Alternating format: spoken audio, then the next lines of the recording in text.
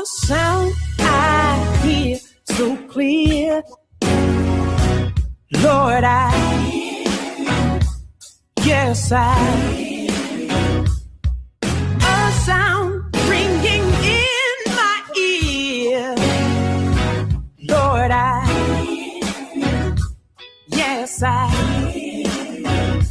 it's a sound in the atmosphere. God is here.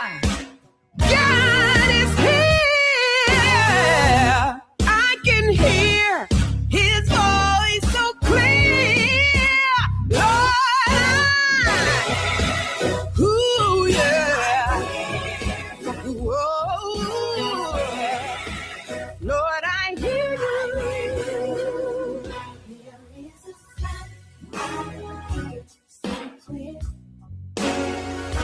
Lord, ooh, yes, a sound, yeah, oh, yes, I do.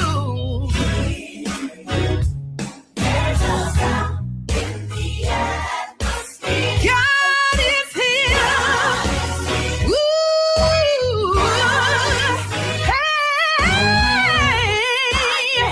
I can hear his voice.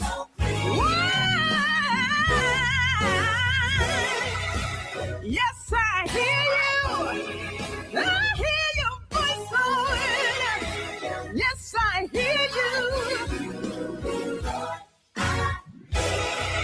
I hear you so clear. I hear you so near.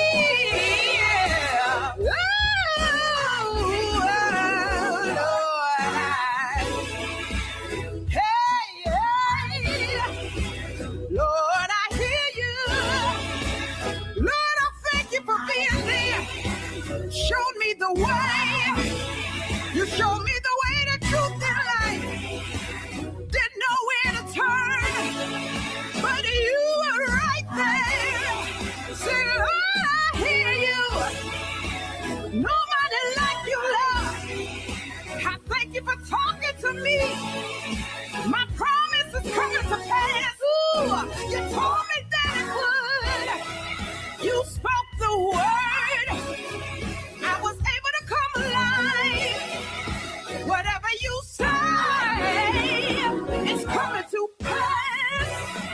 Say, Lord, I hear you. Say, Lord, I hear you. Say, Lord, I hear you.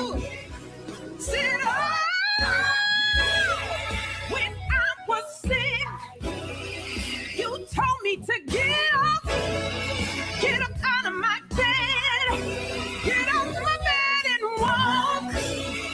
Nobody knew that I had spine surgery. Lord, you healed my body. Say, Lord, I hear you. I'm gonna do what you say. I'm gonna go where you tell me to go. I'm gonna be what you told me to be. Lord, I hear your voice. Lord, I thank you for direction. Ooh. Ooh. Oh.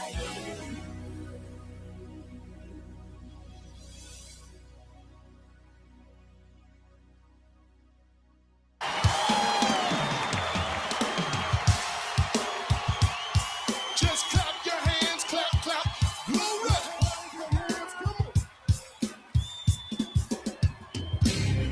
Glory to the Lord, glory to the Lord, glory to the Lord, glory to the Lord, glory to the Lord. Connecting the community through gospel. The new 107.9 FM, W300EB, Macon, and WDDO 980 AM, Perry, Macon. The views expressed on this program are not necessarily the views of the Glory 980 AM, the Glory Media Group, LLC, WDDO AM, its staff, management, or advertisers, but are the views and opinions of the participants of the broadcast.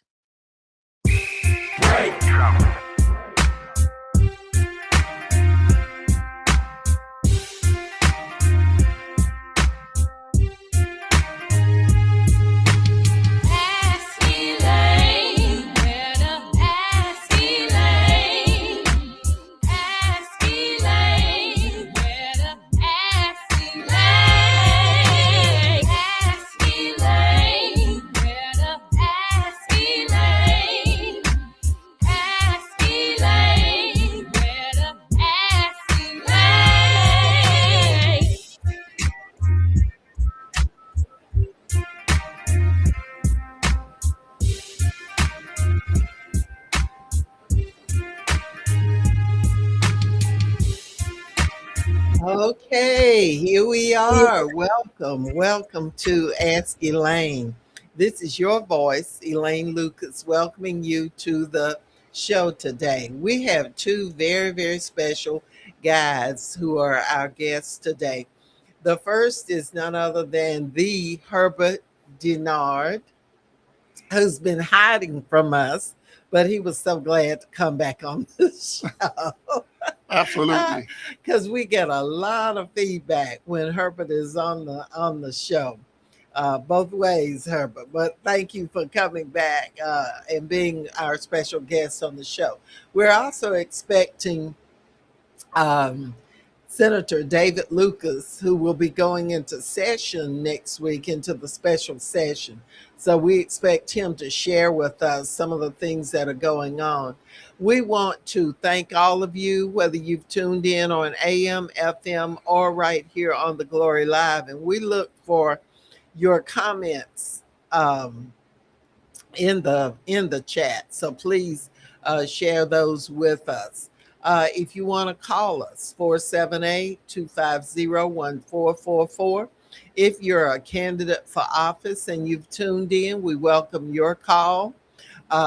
If you are a candidate and you ran and you weren't successful, we want to hear from you because we know that you want an opportunity to thank the folks who did vote for you. So we're available for all of that. We want to express our condolences to the families of those who've lost loved ones. Herbert, do you have any No, that you want to share other than your brother? yeah, that was Your oldest brother passed away. yes, and it's always painful to lose someone in your family. Some people have lost people a long time ago, but we had 6 children from my mother, and all of us was alive.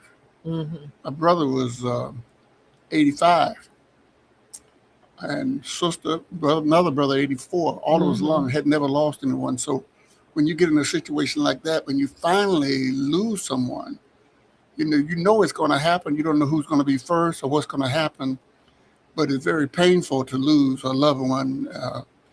Anytime you lose one, but especially as you get older and older, and you get to know each other better and better, and then they die.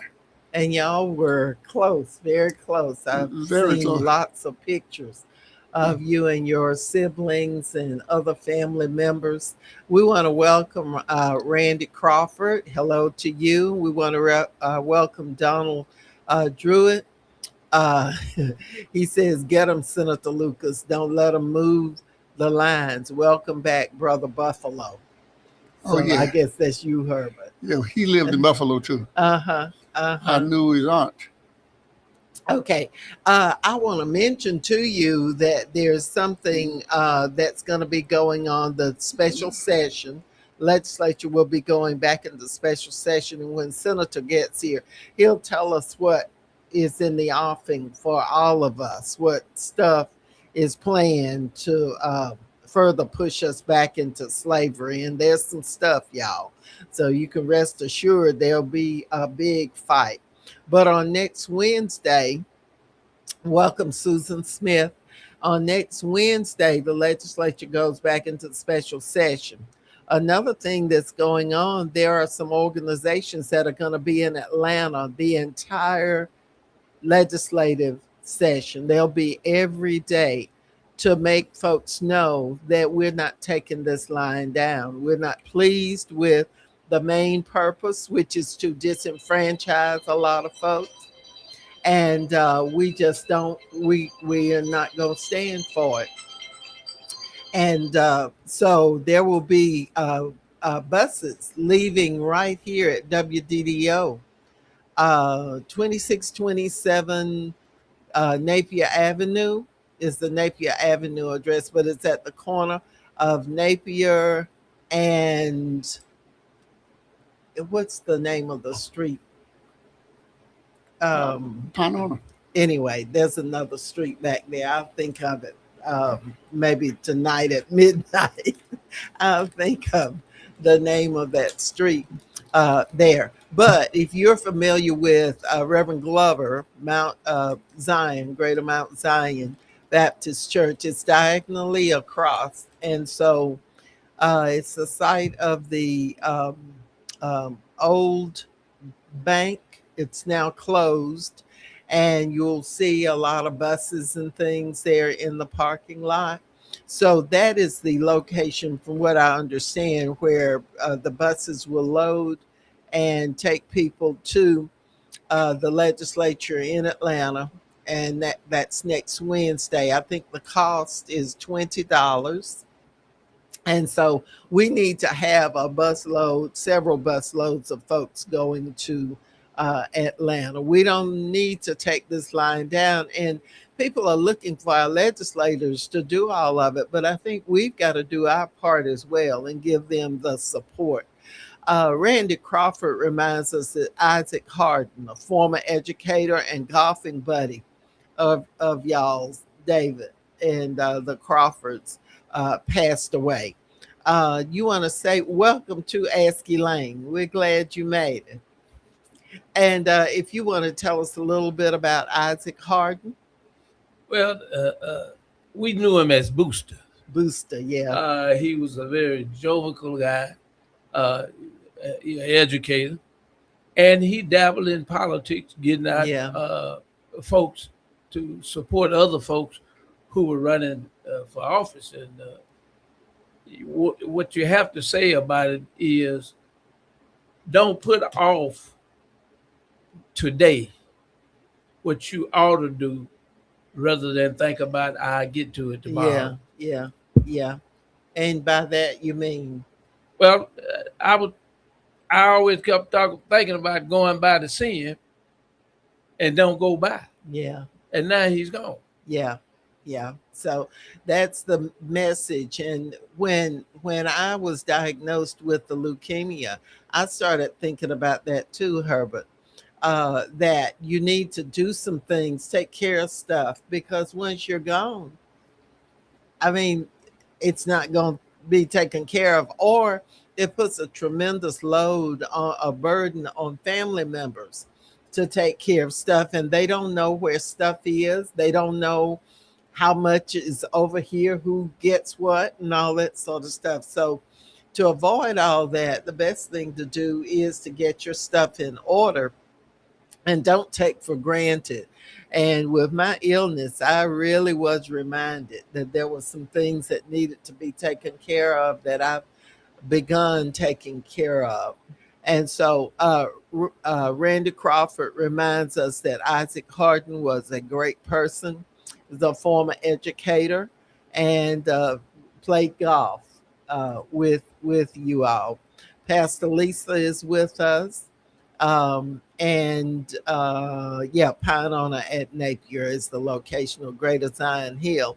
And I don't know whether people are going to park over there or what the directions will be.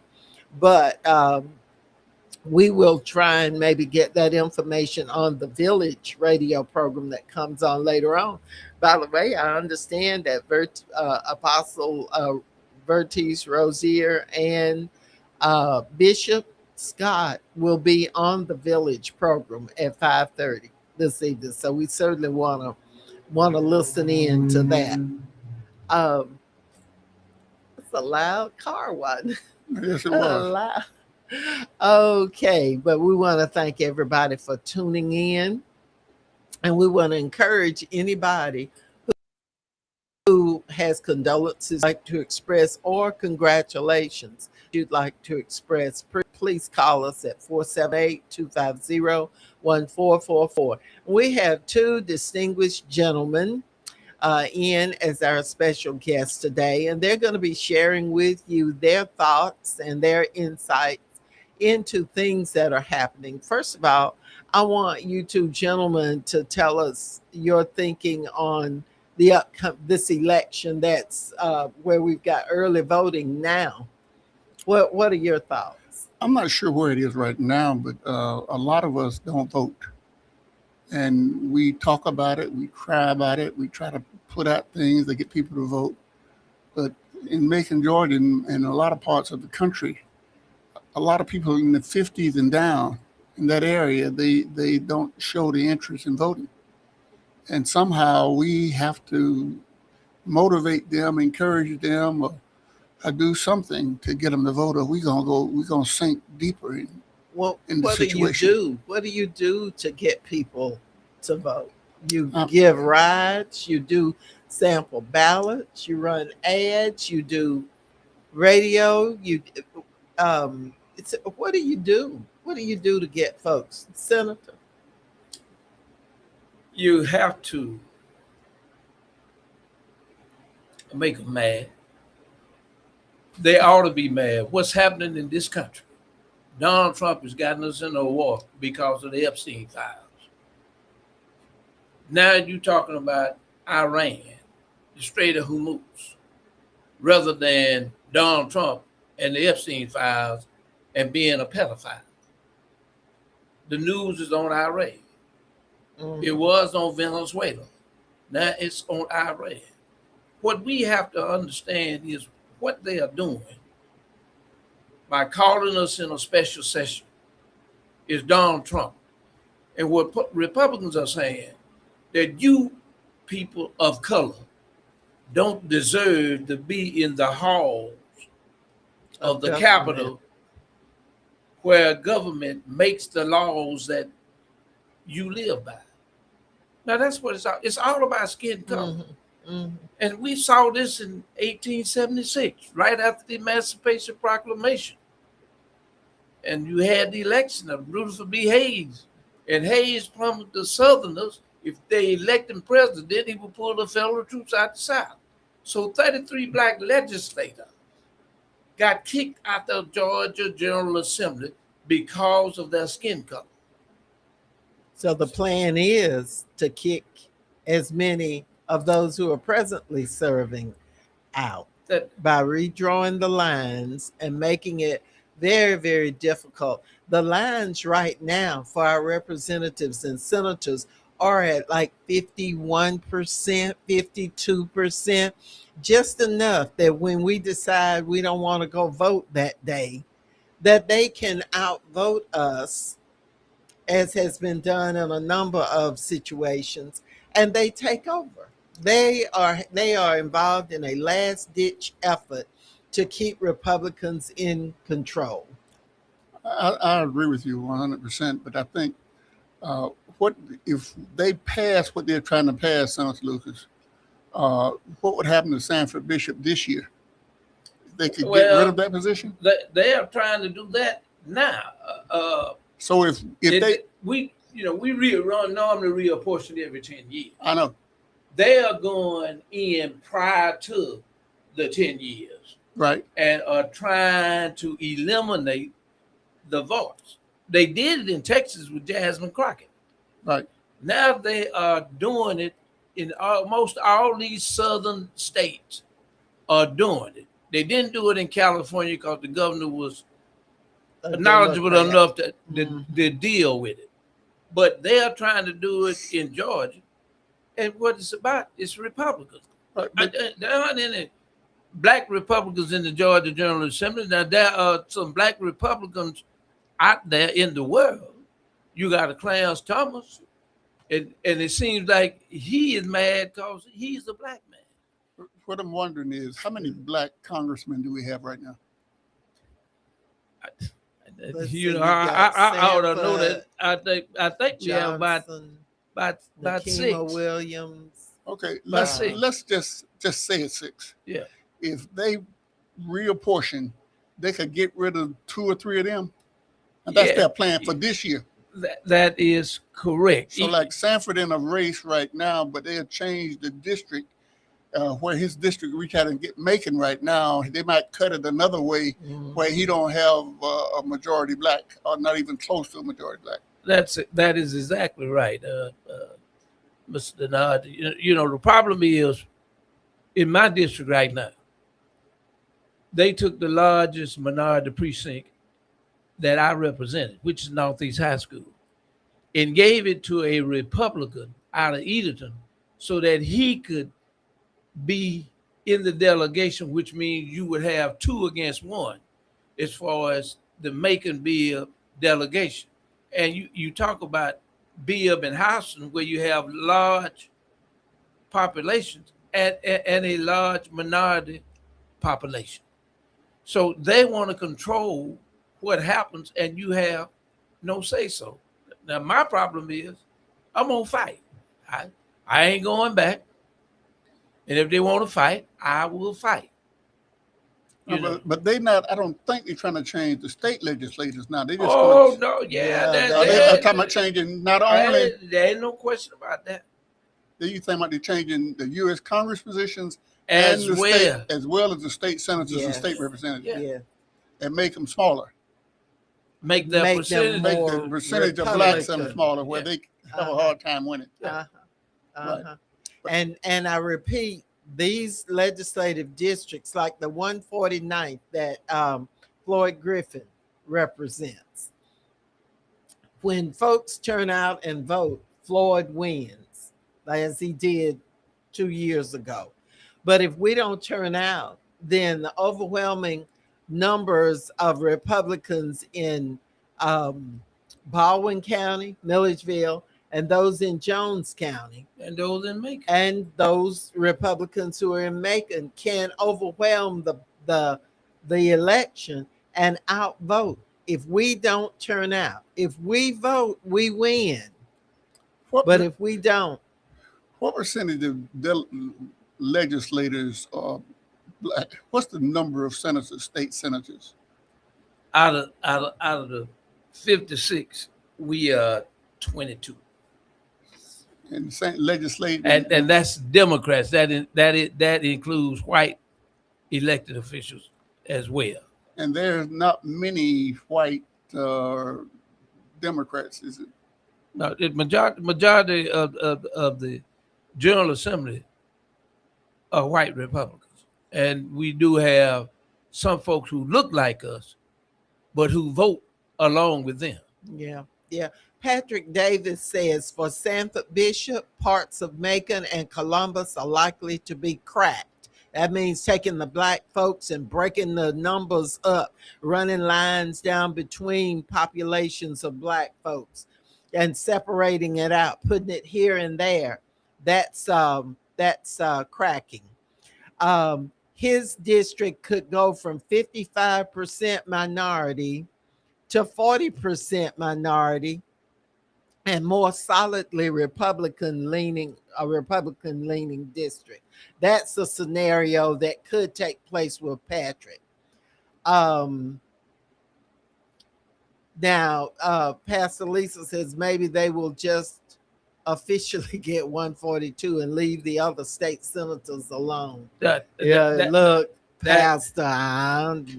What we need to understand is we've earned and died for the right and the privilege to be electors, to elect folks who look like us and elect folks who have some of the same ideas and preferences that we have. What do you think? Let's look at Macon. Elaine is on the water authority. They are now attacking her. They have an employee who has filed a complaint against her, which she could not go into meeting because the board was going to decide and hire a lawyer to ask her to come in to talk about it. Now, let me tell you what it's about. You remember when they did that press thing on Ron Shipman, that working at the water board, about the credit card. And Mr. Shipman decided to come to the meeting one day at the water authority meeting and cut the credit card up that he had.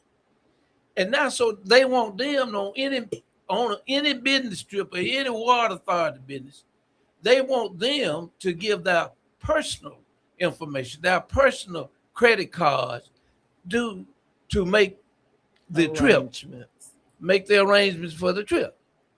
And I can't blame. Why would I give you my personal stuff? We're dealing with the water authority's business. That's what you always did, is pay for it from the water authority. So evidently you need to come up with another card for somebody that pay for water authority members in their travel. They're talking about retribution.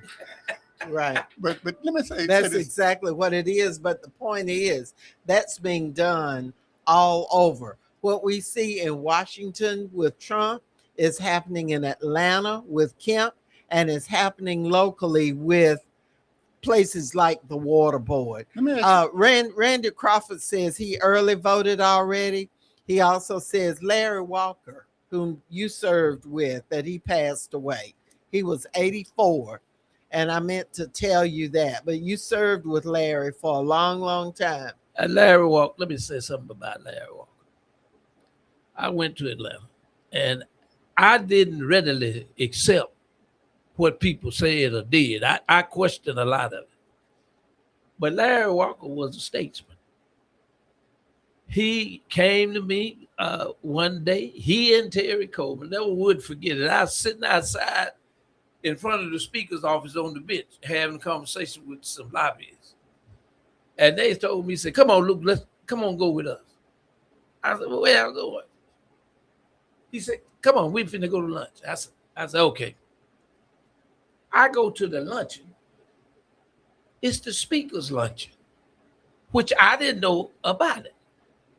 They wanted me to go to the speaker's luncheon. That's normally where the majority of the members of the legislature at that time were Democrats, would have a lunch with the speaker. And I never will forget when I went in, after it got through over with, I raised my hand and the speaker said, I said, what you want? I said, how long you gonna keep me on them dog committees? he looked at me kind of said, what do you mean? I said, you got me on all them do nothing committees, and I'm tired of them. Mm-hmm. And so the next thing I know, I get appointed to chairman of Human Relations and Aging. And I took a committee that basically wasn't doing a whole lot.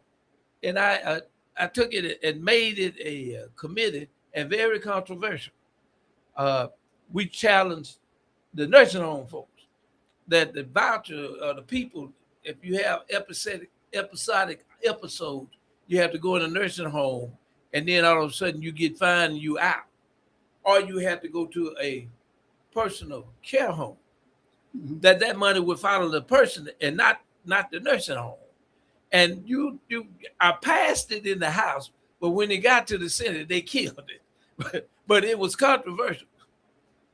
But you had those two guys. Yeah, but Larry Walker and Terry Coleman were statesmen. They had worked and they had seen it prior to me getting there.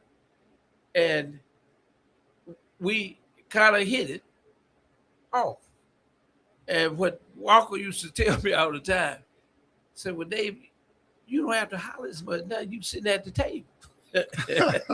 And that is the way it is. If you're at the table, that's why these boards and authorities in Macon-Bibb County should represent the population, because there's a better chance that the wishes of the people will be carried out, the more representative the body looks. And that goes, Water Authority has one Democrat, me, one Black person, me. The rest of the folks are white and Republican. And they're going to attack. That does not represent. And they are going to find everything they can to attack you, frustrate you by serving on that Water Authority. And you just got to have a strong constitution. Oh, I've got a strong constitution, but they outvote me. So we got to have all of you in attendance at these different. There's no question about it. We got to come and support the folks who represent us, and I mean come to the meeting. School and I'm talking about Black ministers and Black activists who are in this community who advocate for those folks of the minority community in voting. Let me ask you this about you had one congressman in South Carolina that they were supposed to get rid of, and the South Carolina legislators changed their mind. That was Jim Clyburn. What happened there? It showed what kind of Clyburn had in South Carolina. So therefore, he's helped a lot of other folks besides those that look like us. And Staley, who is head of the female basketball coach, the South Carolina, she threatened not to sign her contract. And they've been the national champions for a number of years. She's just the top rated and top paid female coach of the women's basketball. And she said, I'm not signing this. And then after the decision where they were not going to take away that black district, she went ahead and signed a 2-year extension. These folks who are running around talking about this threat to remove our star athletes from these racist institutions, that threat is a good, valid one, and one that we need to support the NAACP and what they're trying to do. We don't have but one or two things that we can leverage against these evil folks, and athletics is one of them. We don't have to spend our money to support stuff or send our children into the buzzsaw to make millions of dollars for all these folks. Let me say something about that. Now, you and I, I'm gonna have to halfway disagree. How you take a kid who been eating chitlins all his life, and you get the opportunity to go to school, play ball, don't have work study, but it's paid for. When I was in college playing football, I had a scholarship, but I had work study. When it wasn't during your season, you had to go clean up the gym. But there are other top schools, not in the segregationist states, that can offer that same NIL money to these athletes. They have just got to be conscious enough of what's important. If you're going to play somewhere and they've taken away your right to vote, and they want to lock you up, as many of you and folks who look like you as possible, they don't want your children to have food to eat, or your little sisters and brothers. They don't want you to have food to eat. They don't want you to have medical care. What good is it for one of us to make it? And then all the rest of us are sitting there with no health care, no food, no medical. What I mean, what I find interesting is what they was able to do in South Carolina. Yeah. Using some kind of leverage. Basketball player, somebody used some leverage because they had taken that one congressional seat. Now we got a number of congressional seats here. We don't need to lose any of them. We don't need to lose any of them because that's how you go back. But this guy that's this governor now, he has come across as not as bad as Trump couldn't control him, at least for a while. And seems, I know he wasn't good because most white folks don't like us. I understand that, but he would seem to be better than the other kind of governors across the state. But all of a sudden, he changes his mind. He first said no, then he changed his mind and decided to go into this redistricting and get some extra seats. I don't know what made him change his mind. But it's late. That Staley coach saying, "I'm not gonna resign." Yeah, but I'm talking about right here in Georgia. Well, Kemp changed his mind. Well, what you have to realize is this: the majority of folks who look like us are in the southern states. Let's the largest black population is in South Texas. But Texas is a big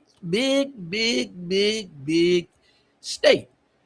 But see, back during Reconstruction, if I'm not mistaken, Louisiana had a black governor by the name of Pinchback. Yeah. That was elected. And when Hayes got elected as president, they withdrew the federal troops from the South after the Emancipation Proclamation. And that's when you had segregationists, the Ku Klux Klan, folks who looked like us, got hung, drugged, killed, you name it. And we need to understand our history. We've been there before. Absolutely. And what we got to do if you know your history, is you work not to have it repeated. I'm just Okay, saying we've got a caller. Let's take this call and then we'll get back to these very, very interesting guests. Caller, welcome to Ask Elaine. Good afternoon, everybody. How you doing? Hello, welcome to Ask Elaine. Yes, I was listening about leverage in regard to our student athletes, Yes. and I believe that's really the only thing at this point because we don't have any legal leverage. I mean, we No, can because the try to Supreme Court took that away. right. We've had decades of to get ourselves in a position to not be in this current situation. But, when Donald Trump was able to select 3 Supreme Court justices, that kind of put us behind the 8 ball. And, I feel that this is an all hands on deck situation. We got to use everything that we have in the political toolbox, so to speak. And I understand the point that the senator is making. But I feel we're going to have to leverage our athletes. The athletes that go to a lot of these Southeastern Conference schools, these are 4-star and 5-star athletes. And when you look at their recruiting pages, they have a minimum of 10 to 12 or 15 offers, and many of them are outside of the Southeastern Conference. Right. I'm just saying that I think there has to be an effort to persuade those athletes to take the principled stand.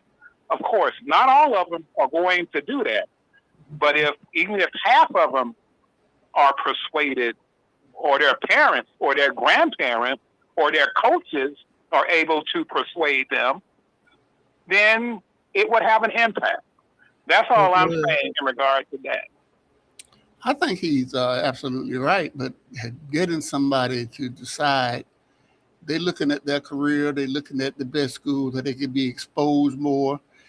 They got to have some principles or something. Right, you're right, Herbert. But if you're an athlete and you got talent, the NFL scouts will find you.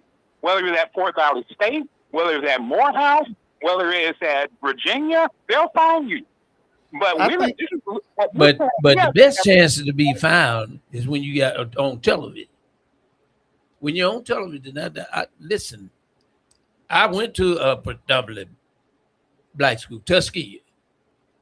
I had an offer to go to some unknown college in North Carolina somewhere. I'd never heard of it. My coach came and talked to me. James Simon came and talked to me about it. I don't think I'm going now. I had been to Tuskegee when I was a little boy and saw that big old campus riding around because my uncle had gone to Tuskegee and he was from Talladega, Alabama. And so I always had that thing. I wanted to go to that big old school. I didn't want to go to Fort Valley. I wanted to go to that big old school in Alabama.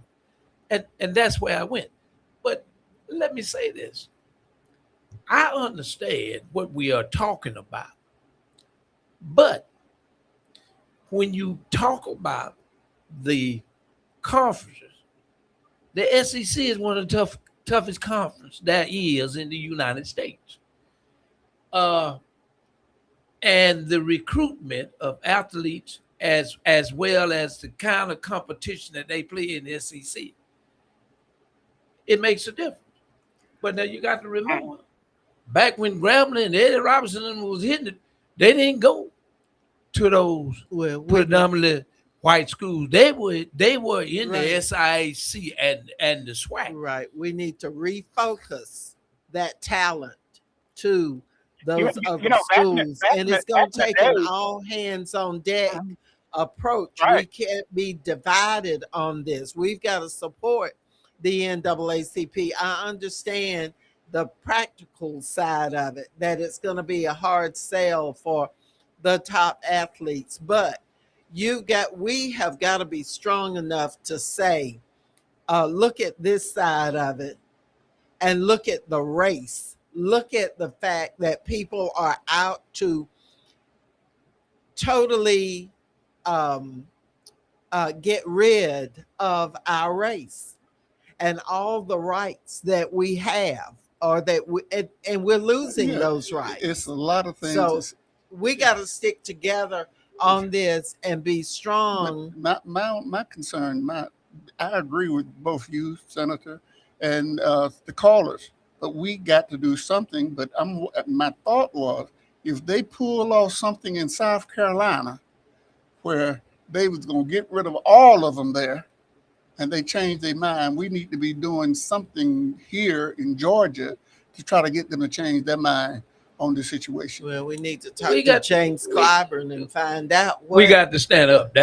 We do. That's what we got to do. They had strong folks in South Carolina that said HELL no. and I think Staley at South Carolina It made a difference. said, I'm not signing my contract. And she didn't. And then they went through with this. They did not eliminate James Clyburn's district, majority black With district. all of that support from Trump, with all But that they urging could to change do their this, mind. did not. South Carolina changed their mind. Athletics rule. Athletics rule. And our money rules too. And that's what you've been talking about, and you, Senator, have talked about for years and years and years. Don't shop. Wasn't that your slogan? Don't shop Where where you you can't can't work. Well, You, we boycotted back then. We were college students. We had to. we need to Black- get serious about that again too. But what was what was the Black Coalition of Coalition Awareness? of Black Awareness. Yeah, or Coalition something. of Black Awareness. Curtis Gassaway, It me, was, had a Herbert, pageant. Herbert Denard. Had a pageant and all I'm trying kinds to think of of stuff. the name of the organization. But it was a great one, and people stuck together. Now we're being so separated, so pulled apart by this. So and what that. is it? What is the options? You might can't talk about it. What are the black legislators? At one time, you had Gavio, where black legislators gathered together and was doing things, planning a strategy. Are black legislators in Atlanta pulling together and having a strategy, or is it all one person do what he want to do, another person do what he want to do? Are they discussing it? Well, we have what they call a legislative black caucus, and we try to get together. But Herbert, I am trying to reestablish Gabio.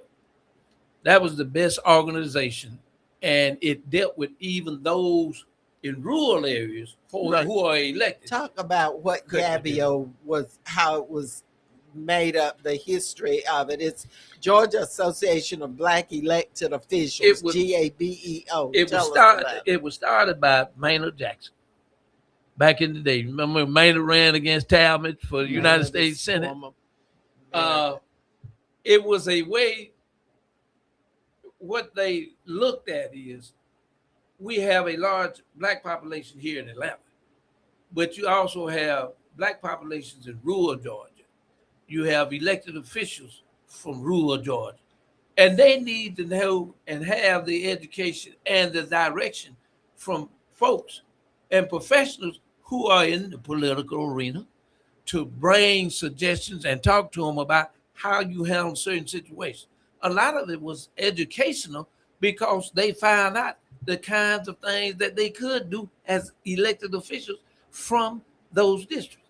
We don't have that anymore. But you have the black legislators, black caucus. Are they? What I'm trying to find out, are they meeting? Or is there a discussion about them getting Well, together? that we get together when we're in Atlanta, and I'm just telling you, we get together when we're in Atlanta, when we meet.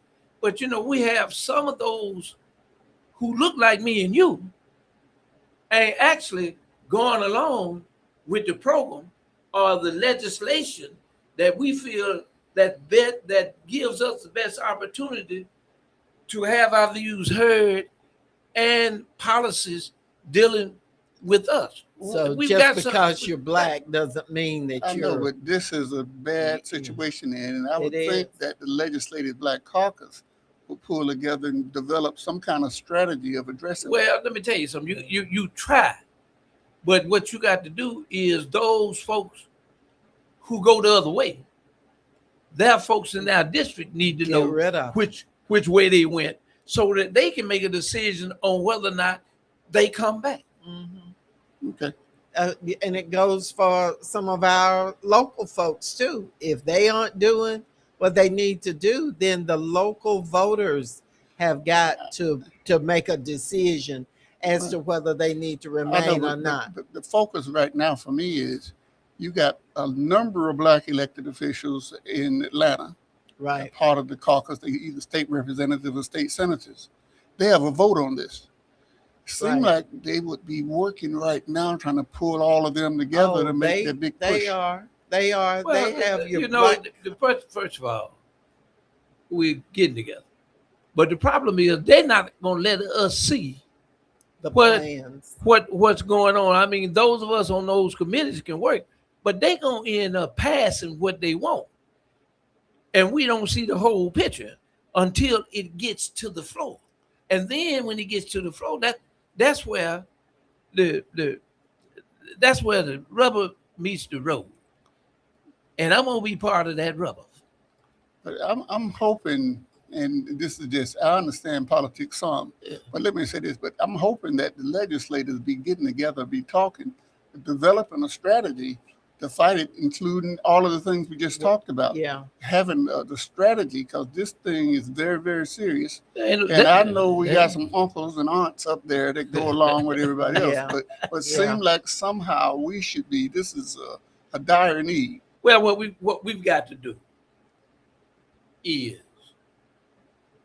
if you get off what I call the plantation, and you do the thing that is not in our best interest, we just have to let you know. Period. That's just all to it. See, some of those people that we're talking about, some of their seats would be disappearing. That's right. That's right. I And mean, this they're is a- helping Well, the to. ones they gonna probably try to protect those who I understand. go along to get along. I understand, but my hope is built on nothing less. But I'm hoping that somehow you guys get together and look at something for the whole. Well, and try- there's gonna be some hard discussion about what we do, how we do it, There gonna be some real And- fights because these folks are planning to take And- us back Yeah. into slavery and remove all of our representation. They are not playing with us. We're sitting around thinking folks are good out of the goodness of their heart. They're gonna do right. Look at the water board locally. There is Macon is what percentage? 58%. I believe it's black. 63. Well, And on our water board, we have two folks who were elected as commissioners who are over there voting as Republicans on the water board. You have one black person who happens to be a Democrat. Everybody else is a Republican. We've got a runoff that folks are not voting in, by the way. They need to be voting early up until Friday, and then on the final day on the 16th. But there's going to be a decision there, either be a Republican or a Democrat or in the runoff. Let me tell you what the part of the problem is. I served on the water board for 17 years. When I was there, the city and county both sent most of the time, a black person to represent the city and a black person to represent the county. I served with Albert Billingsley and Willie Hill. But now the current mayor, both times, every time he had a chance to send somebody down there, he sent two Republicans. That's exactly So that right. changed the Because they balance. supported him for mayor, and in but exchange, that changed. let them come on the water board. They love the water board. I know that If changed. you're Republican, it's all right. I know, Herbert. but it changed the balance of power. It surely did. We had with the county sending Albert, city sending Willie Hill, that made us in a majority. But look at this. We had an opportunity to elect a black as chair. Desmond Brown stepped out there and took on that role to run as chair. But they put all kinds of untrue, ugly, the nastiest campaign stuff out there on him.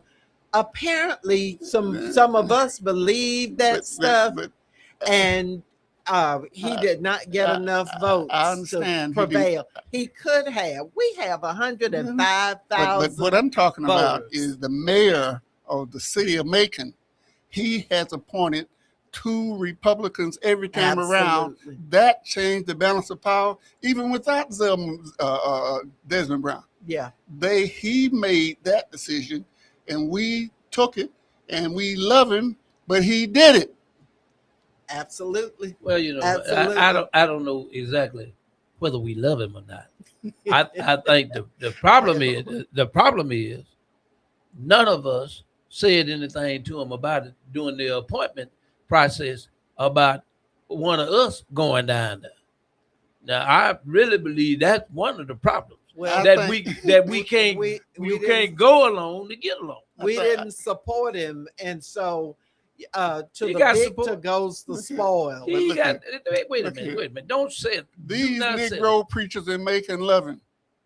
Well, And I'm saying that and saying he changed the balance of power. On the school board, we are the vast majority of the people that We're go on the school, 90% of the of the people, school and the system. majority of the board members are white. That's right. And That's right. understand this now. And we just elected two Again, back two right. But so, at large, Herbert. at at large, large, David. and we really didn't oppose them. But I'm saying a lot of this is in our hands. That's right. The mayor appointed the school board right now.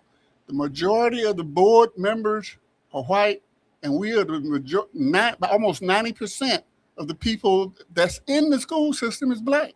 We are not doing the things that we need to do, and if we're talking about it on the air, the people that are listening are not following through. Well, and my question would be, how many have voted already? I think the voting has been steady, but how many people? How many people are voting? This is a runoff, and you've narrowed it down to 2 people for 4-5 positions. And how many have voted? I think we have some problems about voting. We discussed that earlier, but what I'm saying is when it comes down to candidates, nobody ran for those 2 at-large positions on the school board. And that's on us. You did. You had somebody running. You had 4 folks running in one of What the black person? at-large. You had Nola McFadden, But something, and you had we need to evaluate ourselves when this is happening. We are the majority, and we are 80, almost 90% of the people go to the public schools are black. right. That's right. Do we need massa to make it the majority? Looks like it. Looks like it. Well, you know, Herbert, here we go again. And if we don't understand and know our history, you know, black history was taught in the schools when we were going to school. You had to write a paper on it at a particular time in the school year. Donald Trump has tried to erase black history, all of it. But I mean, when you look at it, even fighting in the war, you know, that was a all-black regiment in Arkansas during the Civil War, and they wouldn't let them fight, and they got close to that Arkansas line, and them brothers took care of business, and then that's how they ended up elevating them into the real Civil War, the fighting in the Civil War. Well, listen, we have gone to war, World War I, World War II, and stood by those who don't look like us, sit in the foxholes, and die with many of them, and then come back home alive. And the ones who came back And still then- and didn't all- have their rights. And all of a sudden, here we go again, like 1876. and you gonna recoup everything and get rid of those persons who are of color.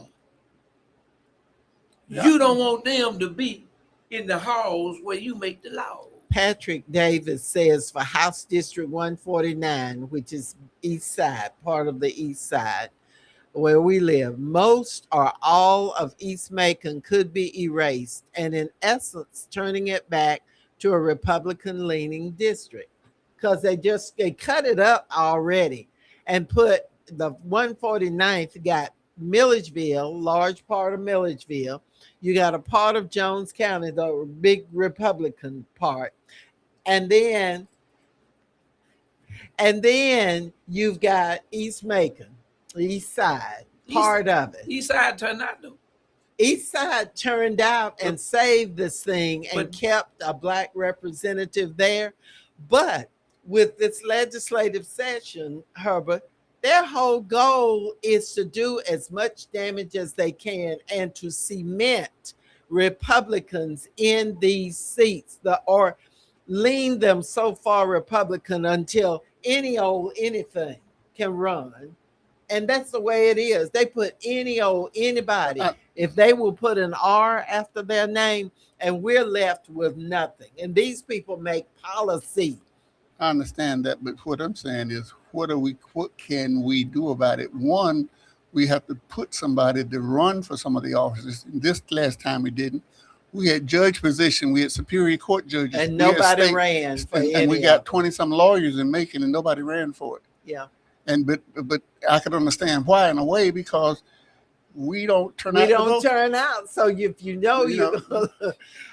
Desmond Brown is with us, and we want to salute him for his valiant effort. He got 12,000 votes. Gary Bechtel got 15,000. There were a whole bunch, as I've said before, there are 105,000 voters in Macon-Bibb County. The majority of them are black.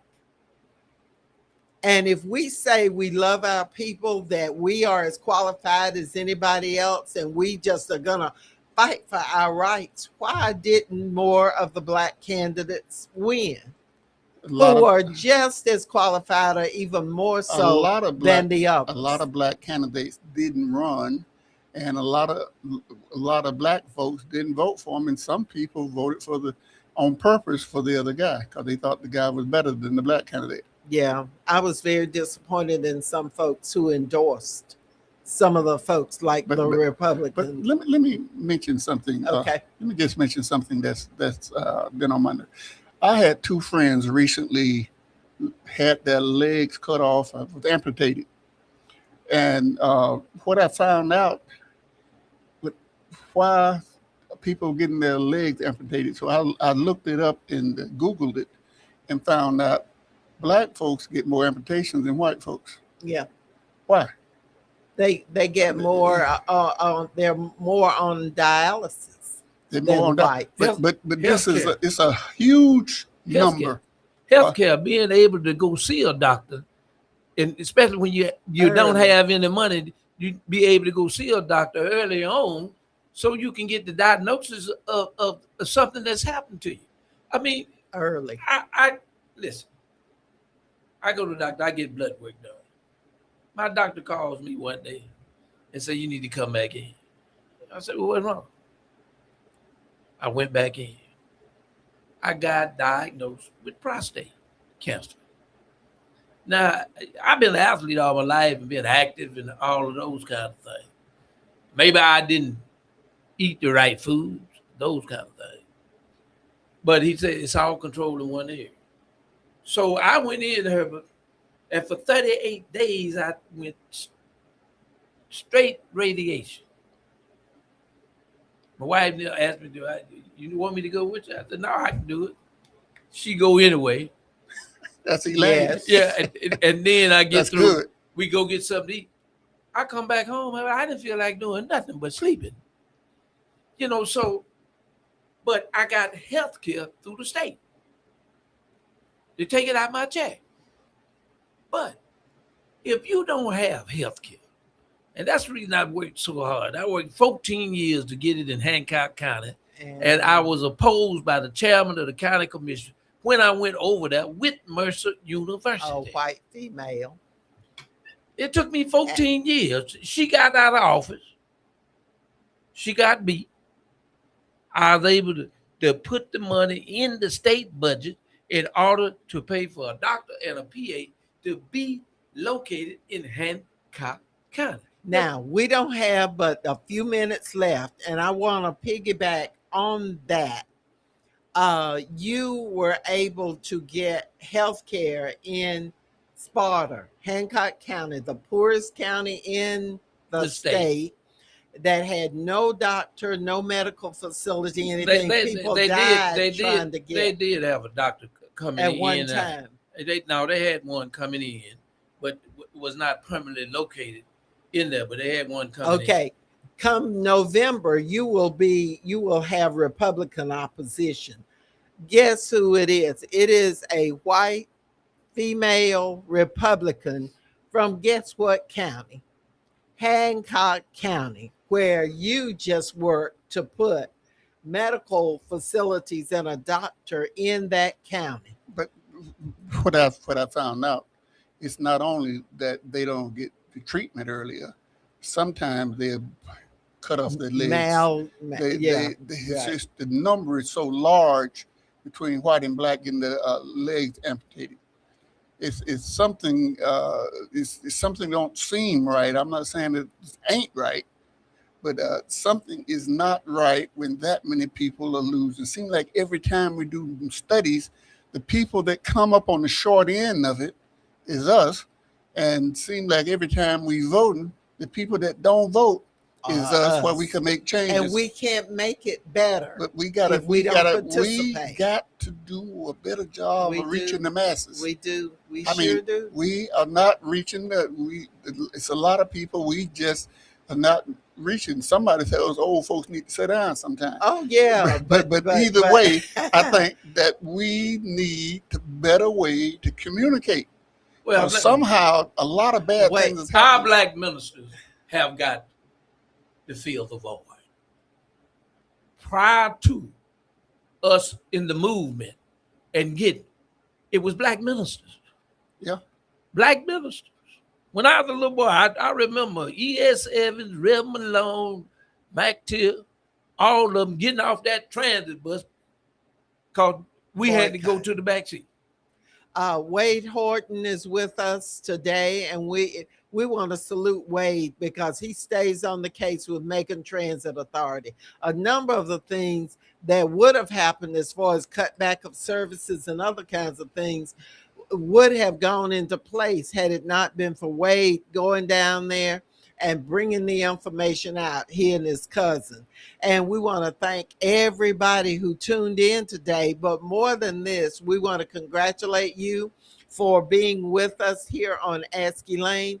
We want to thank our Senator, David E. Lucas. Y'all, come on over here and sign up for your bus trip and call in and listen to the apostle and the bishop at 5:30 on the Village, so that they can tell you about how you can get on the bus. Herbert, thank you very, very much. We're always happy to have you. You always bring out points. I miss you guys. Yeah, I know you did. That's why. Where are you going? Don't answer that.